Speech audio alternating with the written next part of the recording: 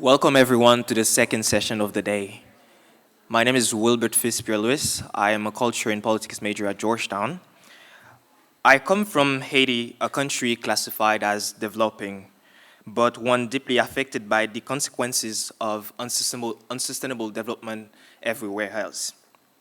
Haiti understands, perhaps better than most, the value of liberty and self-determination.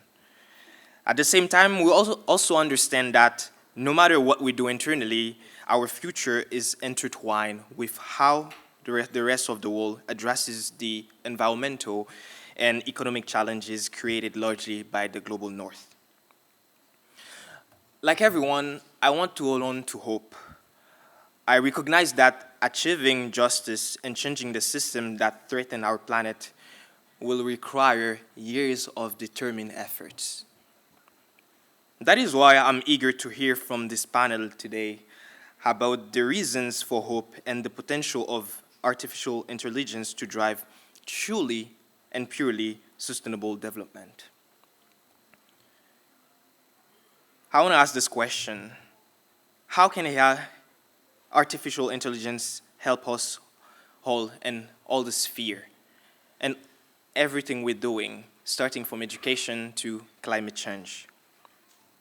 And I want to know why or how artificial intelligence can help countries in the global south like Haiti. I think it's very important to acknowledge whatever resources, to acknowledge our own understanding on how the world is evolving. And lastly, I want to know how can we change the course of action so that we can move toward a genuinely sustainable future. Thank you.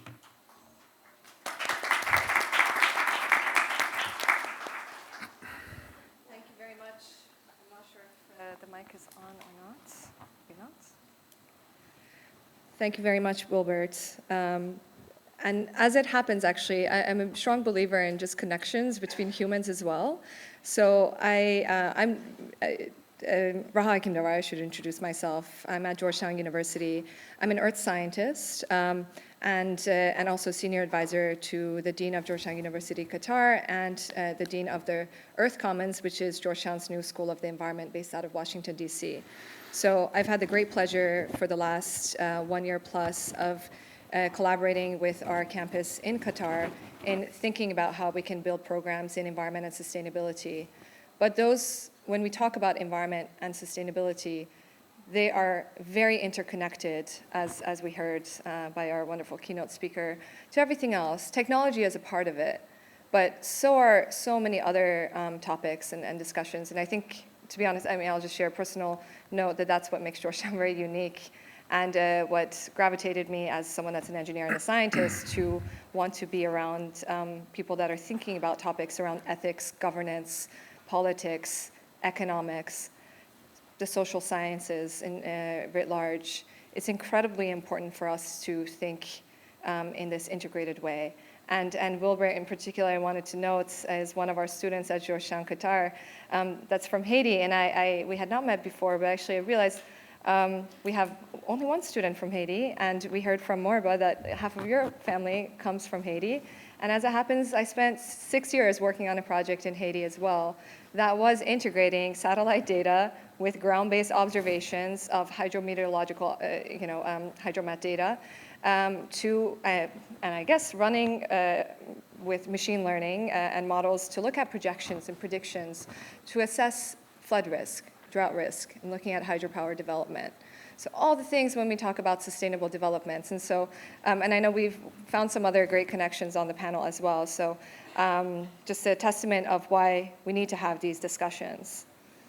And I think just on the note of sustainability, sustainable development, it should come at no surprise that the world is not on track to achieve the Sustainable Development Goals by 2030. We're far from it for many of the SDGs. In the last year, 3 major UN conferences have taken place. We had COP16 in Cali, Colombia, that focused on the biodiversity crisis. We had COP29 recently in Baku, Azerbaijan, that focused on the climate crisis.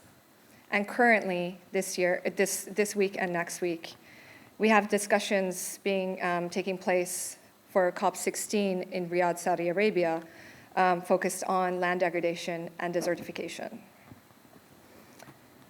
The impacts from these interconnected crises are not felt equally around the world. And it's often the most vulnerable communities and the least developed nations that are bearing the brunt of these crises. Humanity is at a crossroads, as we again heard in our keynote this morning. And we are, or rather at least we should be, desperately looking for solutions. Now, technological solutions are often heralded as a major part of how we achieve the Sustainable Development Goals, how we achieve sustainability. But we heard in the previous panel as well that there are lots of questions around things like the integration of artificial intelligence across our value chain, across our decision-making spheres, in coming up with solutions. And there are also questions around who gets to develop the technology? In what ways is the technology developed? Because actually, there are ethics and there are many concerns that go into just how you develop the technology itself, much less how it's applied and who gets access to it. But at the same time, I think there is absolutely a positive message here that AI is I think I often say like climate change is a risk multiplier across almost everything that we do, everything in our world, how our societies function. And something like artificial intelligence, as it's being unlocked in front of our eyes, it's something that could be a solution accelerator, right? So it can have a lot of benefits to different fields, many, many different fields, but it needs to be applied and used in the right ways. And so I think that's what gives me great pleasure to introduce our wonderful panel today to tackle some of these questions. And I think we'll discuss the positive things, so the capabilities and things that we can get from AI and its capacity to help us achieve sustainable development equally, equitably, more quickly around the world. But we'll also talk about the limitations and the challenges around it, because that's also incredibly important. So it's my pleasure to introduce once again Dr. Moriba, who's the professor of Aerospace Engineering and Engineering Mechanics at the University of Texas at Austin. Dr. Saurabh Mishra, who is the founder and CEO of Taiyō.AI, which is leading the evolution in the global construction, infrastructure, and government spending sectors powered by artificial intelligence. But I should say also, Dr. Saurabh is a scholar of AI. You've worked in this field for many years and have a lot more to share with us based on your various experiences. We have Dr. Alessio Terzi, who is an economist, and he's an assistant professor in public policy at the University of Cambridge and an economist at the European Commission. And Dr. Muez Ali, who is the research and policy associate at Earthna, which is an environment and sustainability policy think tank here in Qatar. And he's also an expert in energy and development. So with that, I kind of want to jump into our first overarching visionary question, which is also code for this is your chance to introduce yourselves and to talk about some of your work. But I'll set it up as this. So AI has been heralded as a transformative tool across many different fields, especially when it comes to the complexity of our environmental and other societal challenges.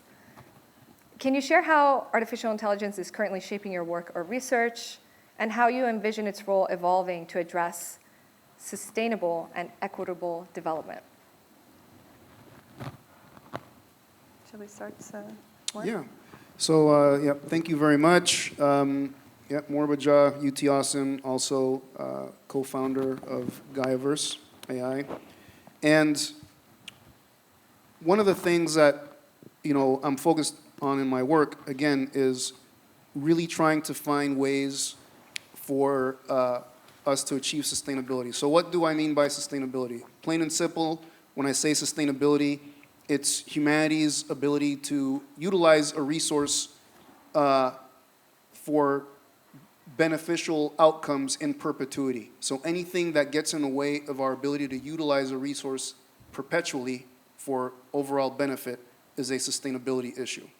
And so I am a firm believer in this idea of interconnectedness, and I'm a firm believer in transdisciplinary research.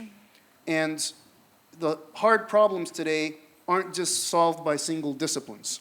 It takes artists, it takes poets, it takes social scientists, it takes engineers, it takes all these people to solve these, I guess, planetary scale wicked problems that we face.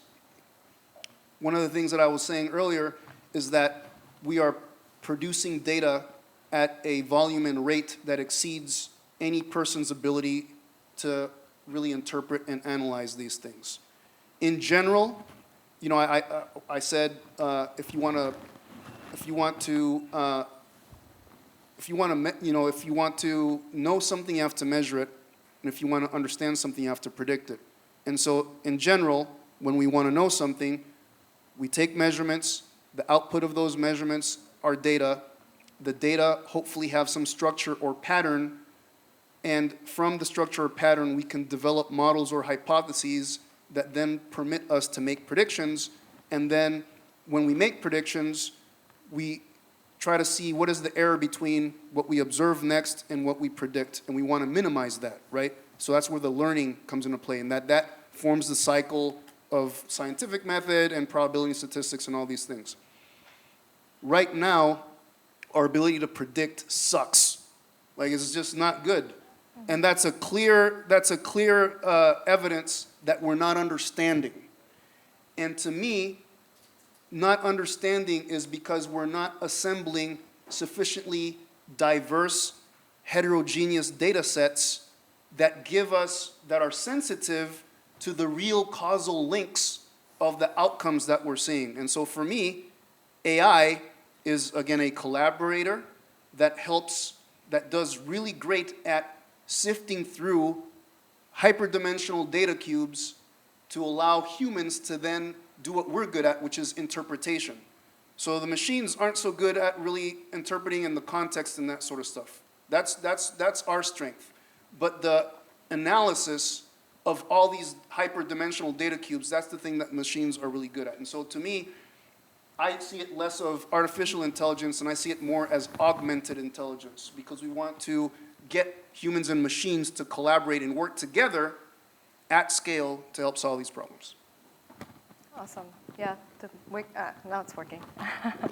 I love, again, what you said about machines being our collaborators, and rather than, I think there's some fears maybe often around AI and our ability to maybe not be able to control where we go. And I think, as you're saying, humans are a critical part of actually where we go. And I love the collaboration aspect, the human-machine collaboration. Saurabh? Well, thank you. Pleasure to be here. And I've spent the last 2 decades at the intersection of AI, infrastructure, policy, and decision making. And just jumping off what you started on, AI is a very multidisciplinary field, and the challenges we're talking about today are highly multidisciplinary as well. So if you go back in the 1940s and 50s, or where the field of AI emerged, it was really with the passion to replicate or mimic how the human brain really functions, and how the agent, right, interacts with the environment around us to learn and perform activities accordingly. And a lot of the field of AI over the last few decades, right, has been based on these waves. But I must admit, the recent wave of AI, if you were to break down an AI system, they're based on 3-4 different things. One is, of course, the data, right? And that's a very important aspect to solve some of the critical challenges we're talking about. The second is the models, where there is perhaps more attention today. There is the computing infrastructure, which powers AI systems. There's a code and software. And a very important element of that further is humans. Humans, whether developing the AI system or humans interacting with the system, inevitably humans are making the decision. So if you were to look at the opportunities and challenges in the state of AI, in context of sustainable development, think about what is the largest activity, right, that impacts climate change, climate mitigation. It is construction infrastructure, the largest industry on our planet, and single largest activity, perhaps, right, that impacts how, whether it be waste, air pollution, various attributes that we measure climate change. And something I'll quickly reference you to in Project Management 101 is that the cost of building things is going up over time, which takes many, many years. But the impact that you have on these outcomes and projects is decreasing over time. Hence, the biggest impact that we can do is today or at the earliest stages. So what I'm excited about with AI, right, is how it will help us to plan better, help governments, help the various stakeholders, reduce information asymmetry, and plan accounting for the coming 50 years, 100 years. But there are challenges and limits, and I'll really quickly mention them. I think one of the evidence that we have seen is that developing countries, if you were to measure AI output in terms of publications, research and development, there's a divergence with, if you exclude China and India and advanced economies, there's a divergence with low-income and lower middle-income countries in AI output. These agents are also, I think, is an active area of research how they can reason, complex reasoning better with the situations we're talking about. Another field is something called uncertainty quantification, something you talked about as well, but which is what does the model not know and what does the human not know? So if we could actually bring awareness to where we know less about and inform futuristic decisions at the earliest stages, I think that'll be one way where we can contribute to sustainable development. But thank you. Thank you very much. I think as the idea that we're drowning in data, but actually I think we're in a sea of possibility, right? It's just how we can merge it in the right way and get it into the hands of the right sectors, the right people, right places. Thank you. Alessio? Yeah, thanks. Thanks a lot for the invitation. I have to say, I was a bit surprised when I was invited to this conference. I received an email from Santi. First, I had to figure out if it was a phishing email or if it was a legit email. It looked legit, and I'm not an expert of AI per se. So when I saw the title AI Uprising, I was like, what am I here to do? And then I realized, the subtitle of the conference, which relates to the impact of AI on the environment, and then I was a bit reassured. And I was reassured because it relates more or pertains more to my area of expertise, which is economic growth, and it is its relationship with the environment. This is something that Mori was already mentioning in his keynote this morning, and that is a bit the elephant in the room. And how can we square the circle between wanting the things we want more of, keeping high our standards of living, or improving, ideally, in many places our standards of living, while at the same time acknowledging that there are planetary boundaries and acknowledging that there is a huge problem with climate change, and so not worsening the situation there. And that is a bit where my work is placed. And the way what I've been writing about this centers a lot around the role of technology. And so when you start looking at it in this way, and to a certain extent, I've argued in the past that economic growth and innovation are two sides of the same medal, and that effectively innovation and economic growth, when you look at it in a long-term perspective, are the same thing, then it is reassuring because AI is the latest iteration, or is at the frontier of how innovation and technology is evolving for humanity right now. And so it sort of re-enters into the way I've been looking at these problems. And I'm sure there will be occasions to then discuss how AI is both, can help us on the technological front, and at the same time, as Saurabh was highlighting already, there are challenges, and so it's not all is not all great, or not necessarily, and so some fixes are needed. And the second thing I would mention, and that again relates to my research, and I think it can contribute something here, is that I've been looking at the green transition in a historical setting. And so I've been taking a bit of an economic history approach by saying there are moments in history where we have been at a similar juncture where the whole of the economy has been transformed, whether it was housing and construction or transport, energy systems, and so on, agriculture. And this happened around the time of industrial revolutions. And so I have been looking and speaking about the green transition and decarbonization more broadly as something that will resemble an industrial revolution. And I suspect that because AI has been framed as a general purpose technology, it will have similar features of potentially having applications across the economy, across all sectors of the economy, and therefore reshaping everything. And again, I believe that we can use the framework of past industrial revolutions to learn from what has been, what has happened, and therefore use that as a roadmap for the challenges that we're likely to experience, including on work, including on, let's say, redistribution of power. We were talking about it this morning, or of profit. And so I think that on that front as well, we can read it through the lenses that I've used in my work. And I will stop there. Yeah, thank you very much. And I actually think what you started with and what you ended with are kind of the question and the answer. So meaning that, I mean, you described AI as a kind of a general purpose technology that is has utility across nearly, I mean, pretty much every sector.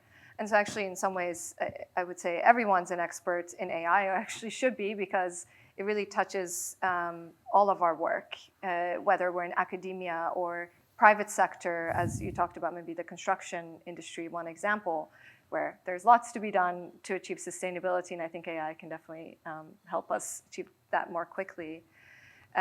So now on to another, not necessarily an AI expert, but an expert in very important topics that are at the transaction with AI. Muez, can you share your thoughts? Thank you. I'm actually just going to talk a little bit about the Sustainable Development Goals, which I don't really like. There is a lot of criticism around Sustainable Development Goals, and how useful they are for us to measure progress, especially in the critical kind of economics literature. But nonetheless, they are the goals that the world has kind of agreed upon as something that everybody can rally around. So a recent study found that so there are 17 goals and 169 targets.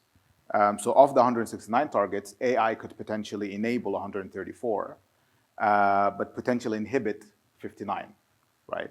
And some examples is that obviously AI can be used to enable or to support poverty alleviation through identification of rural communities where people are most vulnerable, can support with education, access to services, and also help in kind of the way cities are organized, how cities can be much more efficient in terms of water and energy consumption. But some of the ways it could inhibit that is one potential negative impact on the environment is what everybody has been speaking about is the kind of the energy required to power these very powerful models. And today I think ICT accounts for like 1% of total energy use, and this is projected to increase to 20%. So, and obviously if you kind of if you couple that with renewables, then you kind of solve the problem. But then and then potentially, like the last panel kind of spoke about in more detail, is that if you don't have the necessary regulatory environments and you don't have the scrutiny and the kind of checks and balances in place, then a lot of technologies can be used for exploitation, and they can potentially exploit particularly the most vulnerable groups. And this is around the society kind of group of SDGs. In the economic SDGs, which are SDG 8, 9, and 10, I think, 8 is on work, decent work, 9 is on industry and innovation, and 10 is on inequality. AI is expected to obviously increase productivity. So, we have significant increases in productivity. But then what it would do is replace old jobs with new jobs. And these new jobs will tend to require higher skills. And historically, what has happened is that people who don't have these higher skills are they're kind of marginalized. And the U.S., for example, since the 1970s, educated people with tertiary degrees have seen their wages rise over time, whereas people who drop out of high school have seen their wages fall, not stagnate, but fall significantly. And that contributes to inequalities. If you already have structural inequalities in the system, then a lot of people are predicting that AI might make that worse. On the environment front, for the environment SDGs, most of the outlook seems positive. And I think Moriba mentioned this earlier, the type of stuff that he does, using satellite data, trying to predict what the potential impacts of climate change may be, and then using data for ecosystem preservation, etc. But I think the main issue that people tend to be worried about is the impact of AI on inequality, and obviously where inequality is higher than it has ever been, and this is particularly worrisome when you look at developing countries, specifically sub-Saharan Africa. And I have a couple of examples that I'm happy to share later. But yeah, that's it for now. Thanks. All right. No, I think that's a really good place for us to start the discussion around this divide. So there's clearly a divide when it comes to the impacts of things like sustainable development. I mean, the disparities between the impacts of climate change, right? But also there's quite a big divide when it comes to who's developing technology, right?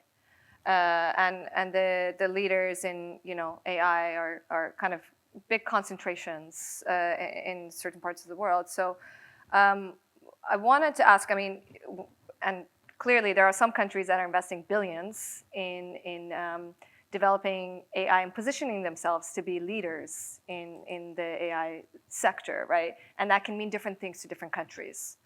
But there are others that are seemingly getting left behind, right? So I wanted to see, and actually in the spirit of breaking down disciplines and having us all be able to provide insights on any of these questions, all of the questions will be for all of you to answer. So please just raise your hand and you can answer it. But I'm wondering, in what ways can AI help us achieve green economies, as you mentioned, Alessio, more quickly, and what are the risks? We talked a little bit about the risk, but I want to go a little bit deeper into that.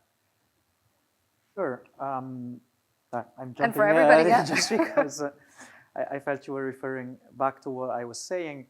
I mean, and it links to what Muez already hinted at, which is, central to my view, as I was mentioning, of how we're going to fight climate change, enable mitigation, decarbonize our economies, is a role of green technologies.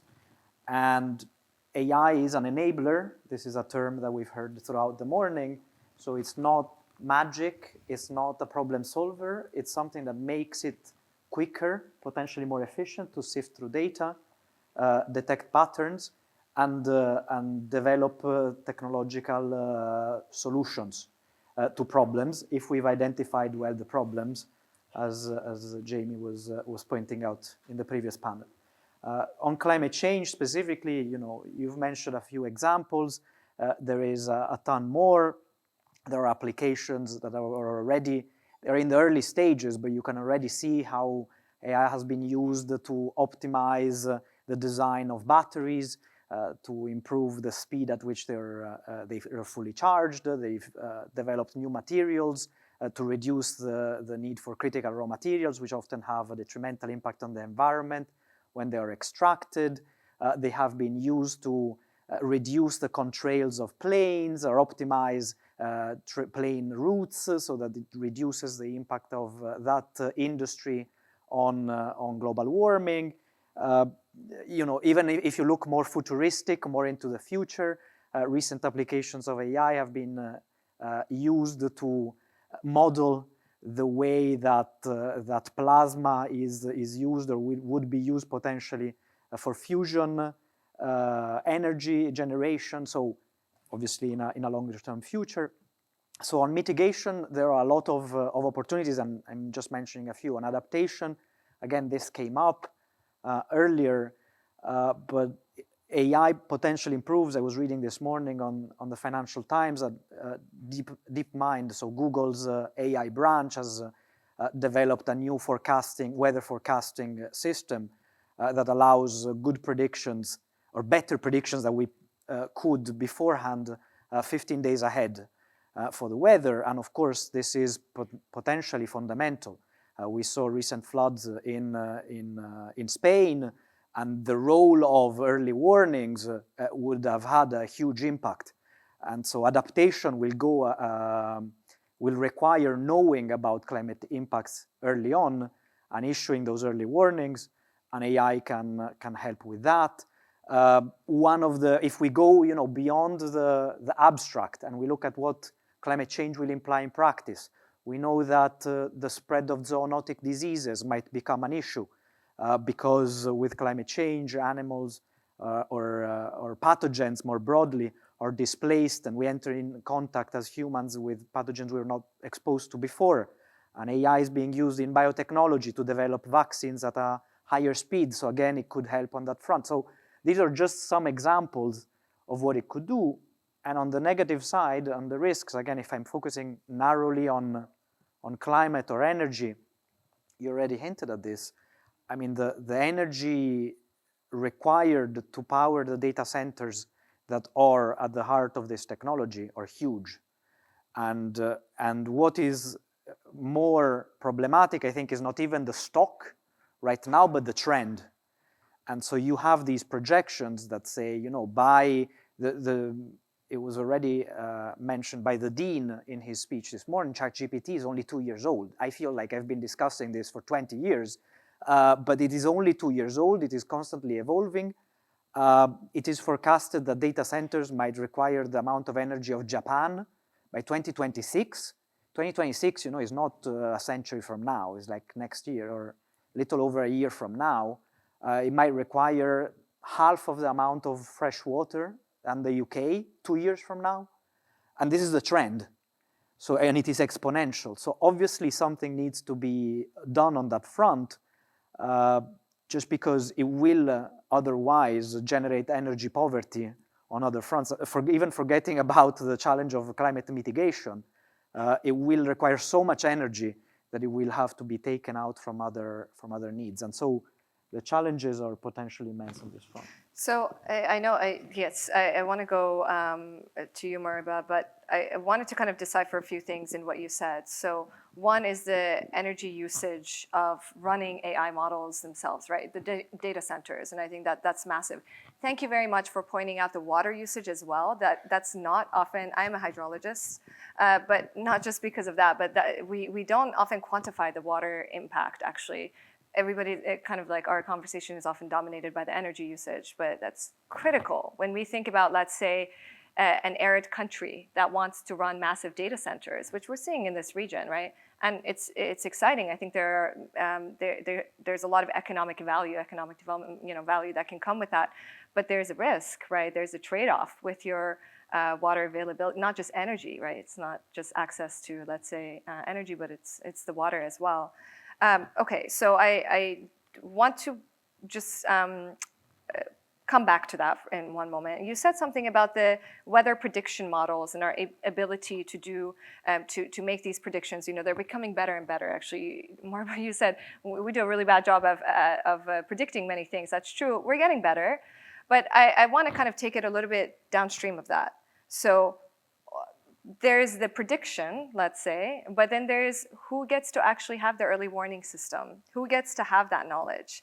And I think that's where I want to take us to that question for a moment of this digital divide and the accessibility divide that it's not just AI, it's really any technology, right? Satellite data, space-based data, theoretically it's available everywhere and it's wonderful, but who gets to actually use it is another question. So I don't know if you were going to point to this or not, but I do want to hear your thoughts on this. How do we bridge the digital divide when it comes to AI, but just like on the accessibility side? Yeah, I guess, so a couple of things, and I'll definitely get to your point on the digital divide. One of the things that Alessio brought up in terms of how to get to these kind of green economies and that sort of stuff. What I see with the AI is that we're not going to make the decisions based on altruism, because I mean, I would like to make the decisions based on altruism, but it all goes to economics and, you know, profit and these sorts of things, or how much money am I going to lose if I don't do this, that, or the other. A lot of the things that AI is going to suggest are going to be things that are not easy or cheap to do in the short term, but the long term, it's, you know, preventing the loss of this, that, or the other. Couched in those terms, then it's much easier to make those sorts of decisions. When it comes to the risks, one of the things that I see with a lot of people that are data scientists is that they don't bring in domain subject matter experts to help with the AI. They're like, oh, you know, we're computer scientists and software engineers.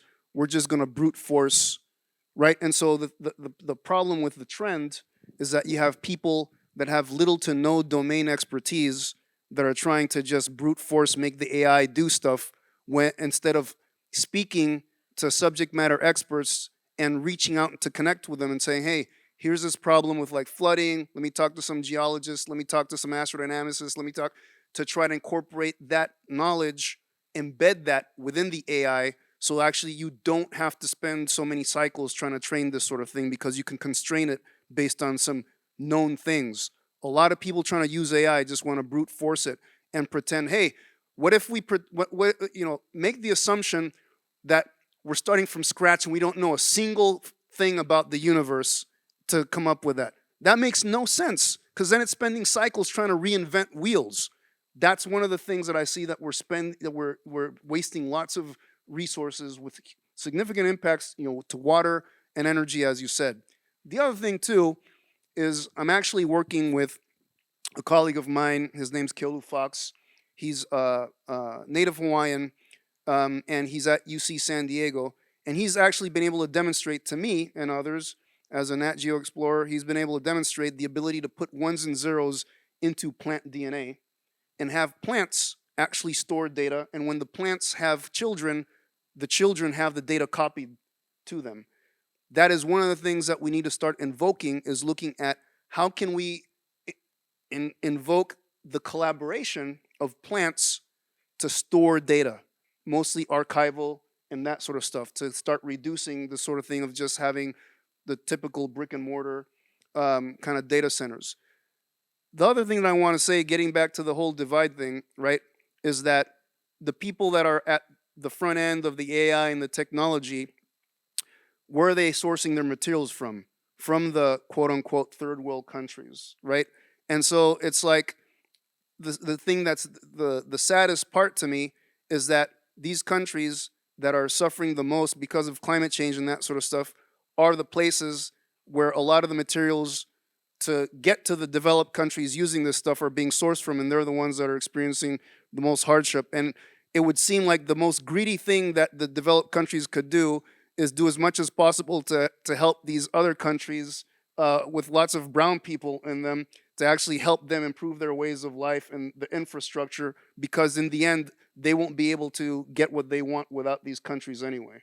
And that's one of the big things. This digital divide, we have Starlink internet, right? It's been touted as the savior of brown people all over the world. And you go to like stories.starlink.com, you see kids in Rwanda smiling in front of a TV screen or something like that. But it's like, what's the cost of this thing? Oh, it's $599 just to get the equipment, and then it's another $120 a month to get 100 megabits per second, which is 10 times slower than a gigabyte per second, which is what I get in Austin, Texas, and I'm like one of Elon's neighbors, so to speak, right?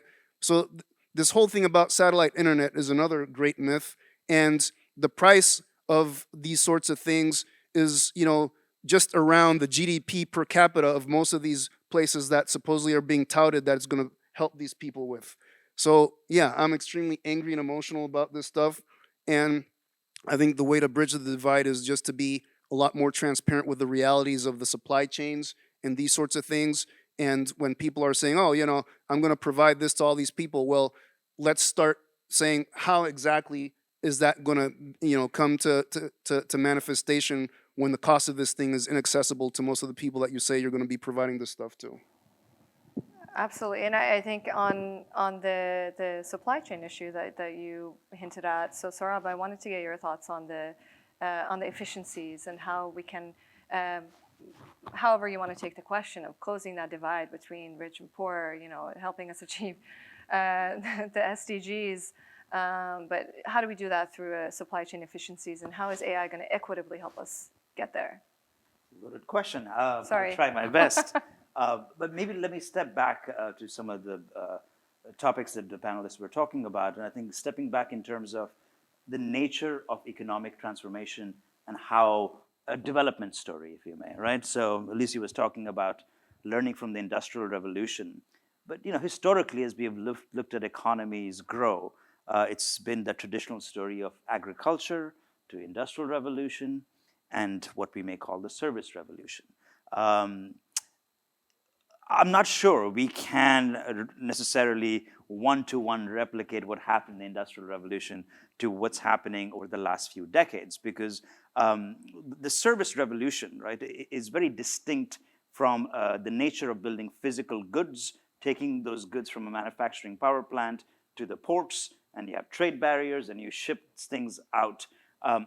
The Service Revolution could be thought about as we have an influx and mobility of people coming to cities, the demand for services actually goes up, goods perhaps less so. And there's two distinct types of services one might think of, right? Our traditional services, which do require face-to-face contact. So you have to go to a restaurant, and that requires people to be in proximity. But AI is a modern service, like various other professional, technical, business services, where they gain from trade, right? Because of satellite networks and technology, you can be producing and consuming these services across borders. And I think that opens up a huge opportunity for growth and development. And from a developing country standpoint, it's a huge boon, because if you look at the movement in high technology manufacturing across the world over the last few decades, what you will notice, it's stagnated actually. So the focus from low tech to medium tech to high tech manufacturing has not actually transformed as much. But what has been the fastest growing sector globally is the export of modern high tech services. Now, keeping that in mind and a possible opportunity for developing countries, because let's say the China's manufacturing-led growth model is hard to replicate in African context because it's highly capital intensive. Services require a lot less, right? Require knowledge, right? Education, access to the internet, those related skills, and that kind of connectivity. So I think there's a huge opportunity there, and AI is accelerating that transformation. But if you were to look at the challenges perhaps on that side, one is if you want to make change, it's not AI that makes the change, it's the people who make change. So when we look at the most critical challenges, they require multi-stakeholders and multiple organizations.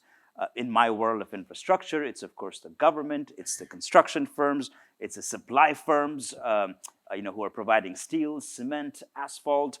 It requires multilaterals, it requires citizen feedback, and I can go on, the investors and so forth. So to do large projects and large things, you require the ability to mobilize a lot of different people. So my question really is, how does actually AI help us in that kind of an organizational and behavioral shift? Because that perhaps is the most difficult thing to do. Even if you have the technological solution, how do you mobilize these various stakeholders? The other aspect, right, which I think there is a lot of room in the climate change world for AI, is long-term forecasting. And I don't think we are there yet, right, in terms of long-term projections, right? If you go to New York City and in the middle of the city, you open up the roads, you have these pipes that have been there for 100, 200 years. They're never going away. they will still be there, and we're going to build on top of that. And I think that's the case in every other country. So the complexity of one mobilizing and how AI could help this behavioral shift across multiple stakeholders and better help us as human beings with human values, right? Propel to think about the future in a more transparent and a grounded manner are challenges, but I think also where the solutions lie. I wanted to see if there are any thoughts from Muez or Alessio. I mean, yes. I mean, I'm not skeptical, but I'm a bit less optimistic about the potential for AI in developing countries. I mean, if you look at just recent kind of technological developments, broadband internet, mobile phone usage, fintech, renewable energy, these have all been heralded as kind of the next kind of technologies to solve developing country problems, particularly in sub-Saharan Africa. But the evidence is quite is inconclusive, right? So, for example, broadband is very much associated with positive economic growth in developed countries, but there is no relationship, or there's no evidence of relationship of broadband having a positive effect on economic growth in sub-Saharan Africa, for example. Again, renewable energy, same thing. Renewable energy was kind of marketed as this new solution to Africa's universal access to electricity problem, and again, it has not delivered. And I think what Moriba was talking about who benefits and who uses the technology and who is in a position to kind of make use of this is already playing out in sub-Saharan Africa in some regions. And there's this new trend of platformization, which is the use of apps and digital platforms to sell services or to prescribe to certain products. And some people have kind of theorized about this as they called it performative infrastructure. And what they mean by that is that companies use these platforms to kind of compel these unconnected populations into certain commercial models, right? So if you live in a rural area in Kenya and you're subscribed to some online platform, you will get ads to buy certain things as if you lived in Nairobi and you celebrated Christmas as your main holiday, right? So you're being kind of forced into these kind of consumer cultures. And there's one interesting example in sub-Saharan Africa recently with the kind of push for renewable energy. A couple of companies have started providing solar home systems, which are basically 10-watt systems that you put on the roof of a house, and they give you a socket that you can charge your phone with, maybe 2 light bulbs, and access to electricity for a radio, right? And this was, a lot of people got excited about this and saying, this is how Africa is going to solve its access to electricity problem. And the argument was that, if these people now have access to electricity, and these are really poor households, right? That means they become more productive, they have time to do other things, and maybe 5 years down the line, this person who had no electricity now has electricity, is able to buy a bicycle, and maybe life will be better for him. And so what these companies realized is that, okay, these are really poor households. Some of them can't pay the $50 for the system, right? So they're like, okay, fine, we'll offer a payment plan. So you can pay $10 now, and then $2 every month over the next, 48 months or 36 months. And what that required them to do was to create these contracts that required the consumers to say that, look, I will pay this money, and if I don't, you can come and take the system away. Very strict contracts, right? And I don't read contracts. I sign, right? I agree to terms and conditions on a regular basis, and I have no idea what they're saying. And I have a PhD, right? So these are poor households in Kenya who cannot afford the $50 system, right? There is no way they will understand the terms of these contracts. And so by signing these contracts and by these new fintech models, these companies started accumulating like millions and millions of observations about these people's purchasing behavior, right? And let's say you have a couple of million households using solar home systems on these installment plans in East Africa, right? Everyone making a monthly payment plan. This is a lot of money, right? And as Moriba mentioned, the people who are, who own this data, and by the way, some of the contracts say that the companies have the right to sell this data to third parties. So the people who own this data start developing algorithms, right? And what these algorithms tell them is that, okay, give us a profile of somebody, and we'll tell you whether this person should be sold a system or not, based on this data that you have accumulated over time. And because they have personal information on these people, they know what the household characteristics are, they know the number of household members, not just their payment behavior. So now they have a lot of this data on people who don't know what this data is being used for, right? And this is exploitation, right? And this is happening today. There are some kind of regulations around it, but not enough to stop it from actually happening, right? So the people who sign the contracts don't actually know what they're signing on to. And this is exploitation, right? And there were some kind of historical Western theories around, the kind of European colonialist project and the exploitation of the Americas was worth the progress that we have today, right? But I feel like if I was to be exploited, I wouldn't want to end up with a bicycle in 5 years. If I was going to be exploited, I want a house, I want a car, like I want real economic development, right? And just a bicycle is probably not worth it. And the impact of those kind of systems on long-term economic growth is minimal, right? So the incentives, all the incentives around the digitization, kind of the trend in digitization in sub-Saharan Africa is kind of a clear example of who benefits from the introduction of new technologies, and it's usually the people who are in positions to take advantage, right? The people who have companies already operating in the system, in the ecosystem, and a lot of these companies that work on who sell solar home systems are headquartered abroad.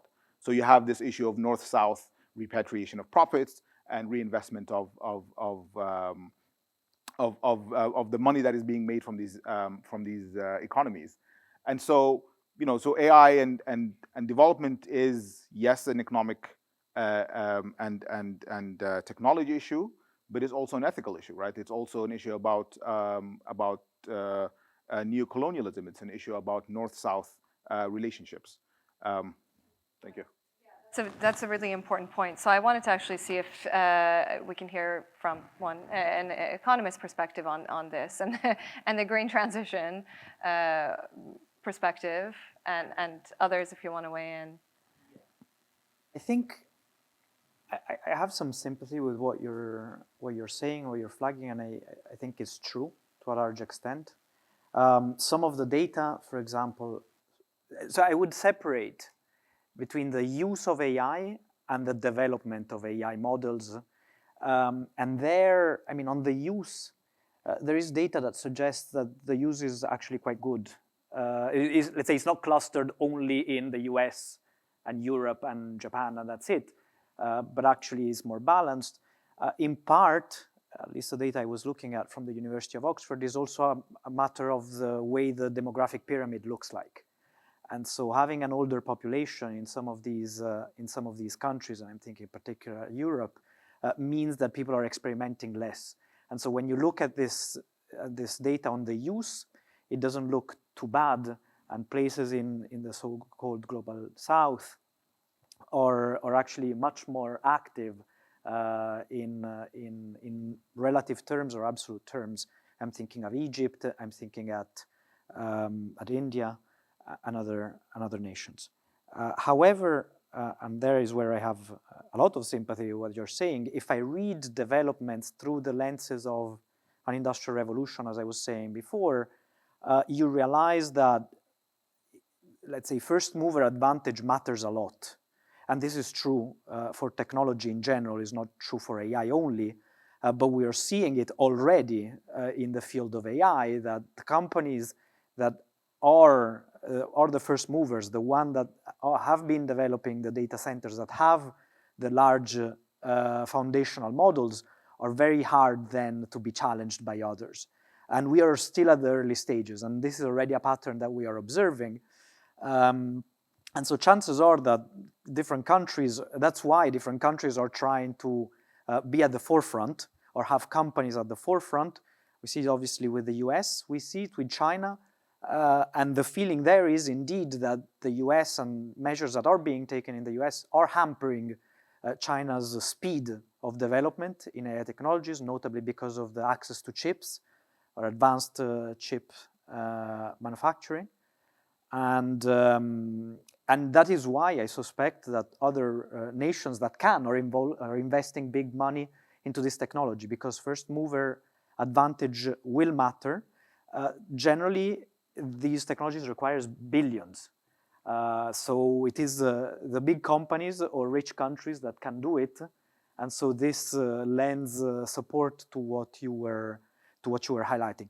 Just to say one thing, however, again, looking at the pattern of past industrial revolutions, is beware that when there is a technological shift, which is what happens in these moments of dramatic structural transformations, is not always that the countries that had a comparative advantage or were cutting edge in the previous technology are the ones that lead the next technological wave.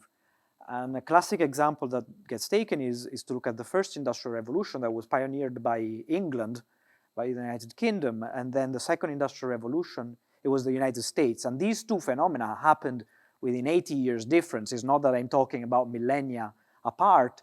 And so even a country that had taken a lead with respect to the rest was actually then not the one that pioneered the second wave of large technologies that came with the next industrial revolution. So again, that I think opens up space for reflection for countries that were not necessarily pioneers in the fossil fuel era when I look at the green transition, but also in AI, because it means that it is possible to identify spaces where you can develop key comparative advantages and lock yourself into the train of development that goes with AI technologies. Clearly, we need a lot more time in this panel, actually, because we are coming up to the end. But Moriba, I want to hear your thoughts because you've been waiting to Yeah, share. so here's the thing, right?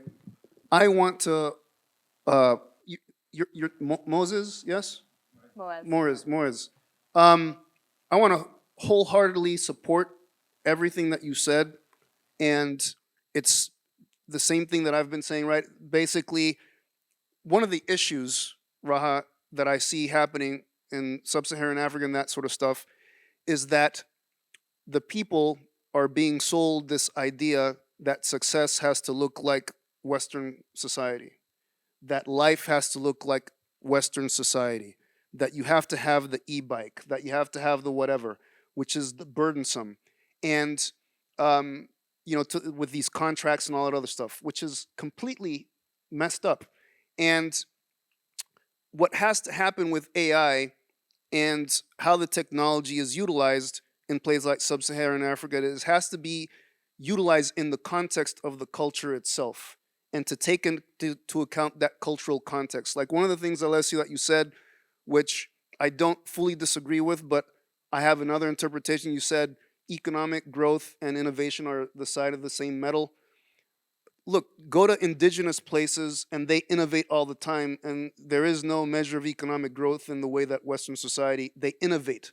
Indigenous people in very rural places, they're like the original gangsters of scientists and engineers. They know how to innovate. What they have trouble doing is having to forcefully accept a way of life of a completely different culture and measure their success based on that sort of stuff. And it saddens me greatly to see that these are the sorts of realities playing out. And whenever we, with Guyverse and stuff, when we talk to people in other parts of the world, we always want to make sure that the AI that we're utilizing is within the cultural context of those people. And unfortunately, a lot of these governments that are accepting these sorts of things are not shielding their people from this sort of stuff. Just like you said, people in rural Kenya getting things like Christmas and that sort of stuff and having to deal with all the plethora, they're not being shielded by this in any way. Okay, with that, again, I think we need a lot more time to discuss this at large. We kind of scratched at just a few of the topics, but it's an important discussion to have because, as you were saying, when we think about even a solution to climate adaptation, it's not that simple. It's how it's done. The regulatory frameworks around these things are non-existent. I think there's a lack of understanding of a lot of decision makers, lawmakers, in terms of how to even regulate the technology itself. But I think, yeah, we heard some positive examples as well in the panel. So I thank you again for your time, for your contributions, and let's continue the discussion.